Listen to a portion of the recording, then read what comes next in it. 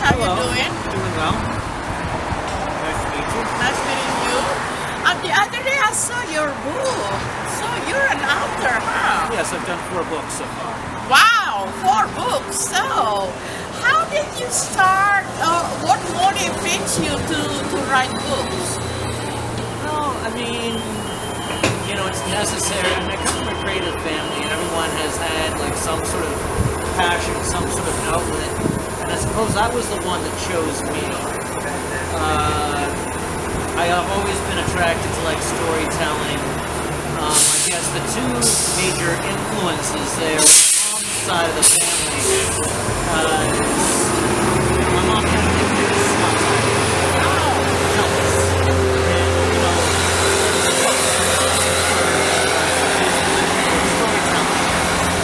also being introduced to the work of James Conrad when I was a kid was a major influence as well.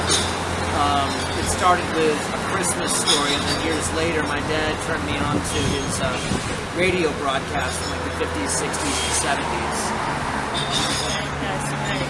So, what is your background to become an author like that? I would say I'm pretty much autodidactic. I didn't really go to school for it. Well, granted, I mean, there were some sensibilities I learned in English class and everything like that, and there were certain books at school that we were assigned that I did actually enjoy, but, I did learn that there are certain things about it that cannot be taught. I mean, you have to, anybody who wants to read, anybody who wants to write should read as much as possible so they can get a feel for what, different ways there are out there of doing stuff. And, also really pay attention to what the writer does and everything like that. That's great. Yeah, last time the book that I saw you when you were reading it is about Zurdo. Zurdo. Z-U-R-D-O, yes. Yeah. Is that a fiction or yes, non-fiction? It's fiction. It is fiction. Okay, could you please tell me in general what the book is about? Well, Zurdo Cleans House is a cautionary tale about institutionalized racism. Basically, you have a guy who has been, he's Mexican-American. He's been wrongfully convicted of a crime. He was convicted of murder and child molestation. He serves, he's sentenced to life, and he serves 11 years before he gets out because he's innocent. The evidence proves him to be innocent. But then he discovers he has pancreatic cancer, and then through becoming embittered, he decides the last meaningful thing that he's got left is to get revenge on the people who railroaded him. And it basically, the reason why I say it's a cautionary tale, it basically warns that when society treats a person as an enemy, they create an enemy, and that's exactly what happened with Zurdo. I was very much influenced, the trope of the killer's dexterity, because Zurdo means left-handed, or lefty. Oh, I see. And what language? Spanish. Oh, Spanish. Mexican-American slang term for lefty. Oh, okay. I'm sorry, I didn't speak Spanish. And there was, when we studied To Kill a Mockingbird at school, there was a part about the, some discrepancy over the accused's handedness versus the killer's handedness. Like the killer was a left-handed man, but the defendant was right-handed. I just kind of reversed that. Another big literary influence for Zurdo Cleans House was Clockwork Orange, where basically Zurdo he's compelled toward wickedness because by a malevolent society, which is more or less what happens to Alex in Clockwork Orange. I see. So when you write a book, every book, you must have got inspiration somewhere, right? So I've always wanted to write a novel about an arsonist. I have for, I'd say, maybe about 5 or 6 years before Zurdo Cleans House, I just had that general idea in my head. I also lived in San Jose for 6 years. Definitely witnessed a bit of institutional racism there. I mean, I'd have people tell me about it. Like, there was this guy I know. He was a vendor.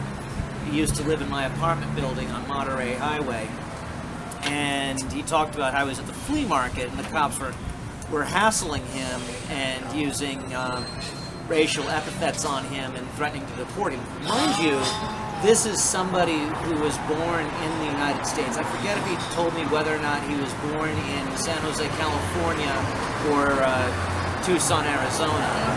But I'm pretty sure that, yes, he was a United States citizen. I'd also read, stuff in the papers, and, I'd go down to the library. So it's just based on profiling that is. Well, that sort of, that observation definitely important. It's like I go down the library, you'd be getting a book, and either coming in or going out, I would see the cops with these kids seated on the pavement with their hands zip tied behind their backs. Now, granted, I only came in, in the middle of it. And, and so the kid would be, usually, definitely not white, but usually of, Hispanic origin. And he'd be wearing like a sports team shirt or like a shirt with some hip-hop star on it and like baggy pants and stuff like that.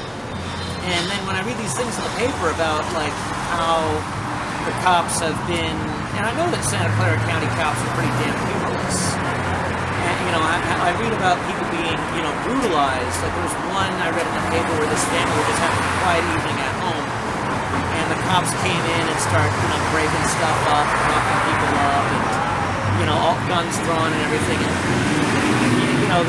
there was a suspicion of drug dealing or whatever. But the truth of the matter is they went to the wrong house. And, the house in question was next door. So that definitely did inform the content of Zordo Clean's house. But the real catalyst was when I was writing for Latest.com. I was writing for Latest.com, and it was just like, this is like late. I wrote the book throughout the fall of 2014, about 3 months. And shortly before then, we were just inundated with all these stories about, black kids getting shot by the cops. And how when, it's a black guy, the cops are generally disproportionately more vicious toward that particular defendant than to white people, which is something that bothers me very much. So it was one of those books that happened because, it should have happened. Now, one of my favorite writers, Alberto Moravia, he said something about how a good writer should take some kind of moral stance. Well, that was something I, needed to do with Zordo Clean's house. And, it is a book that I think definitely takes a moral stance. Yes. Okay, thank you so much for your time. Thank you. And then I hope you'll be writing more books again. Oh, yeah, definitely. Thank you. Thank you so much, James.